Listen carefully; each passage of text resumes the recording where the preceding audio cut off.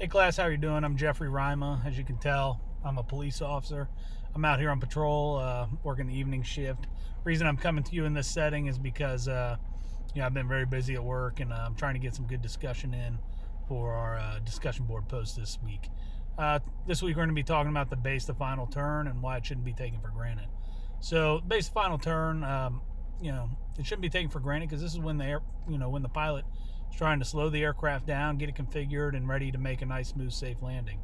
What happens, unfortunately, sometimes, and the reason that the FAA says that this contributes to 10% of general aviation accidents, is when we start slowing the airplane down and we make our base to final turn, sometimes we misjudge that turn.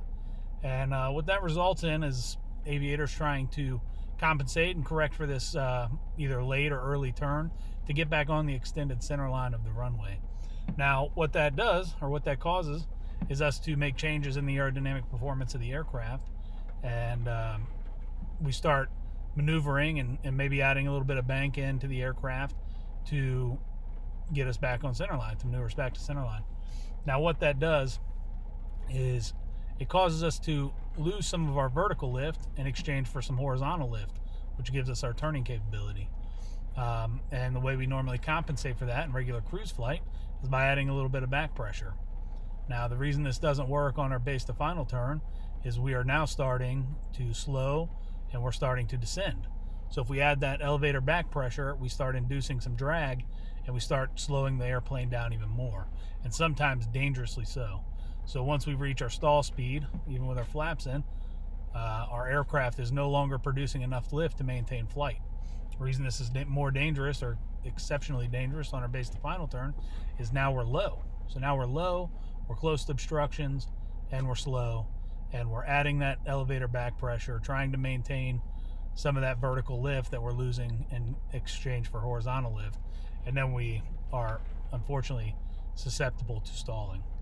Now, obviously this is extremely dangerous, but even more dangerous is we're in a turn. So any uncoordination during that turn could result in a spin. And at low altitude, normally in the base to final turn, you're relatively low, you're gonna really induce some trouble for yourself. So it's best if you find yourself off center line, you can make small, tiny corrections to get back on course, as long as you're not using that elevator to really try to maintain your altitude. Maybe you can add just a little bit of power to maintain your altitude and keep your airspeed up.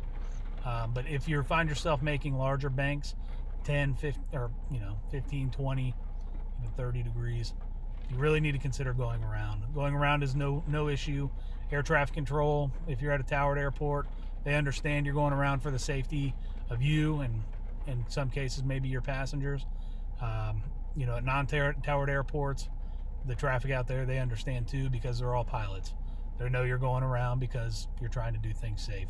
And a safe aviator is a smart aviator, and nobody's going to judge you for being a smart aviator. If anything, they're going to congratulate you for making a good decision. Even if you have passengers on board and you decide to go around, they're not going to know what's going on. Just go around, come back in, make your turn at the appropriate time, make the correction, come back in, make a nice smooth landing. Everybody's going to thank you for your job and give you a nice handshake, and they'll be on their way. So better to be safe, of course, be smart. I look forward to seeing your guys' videos. Try to prevent that stall. Don't find yourself too low and too slow on base to final trying to make corrections. Just go around. Have a good day, and look forward to seeing you guys and responding to some of your posts.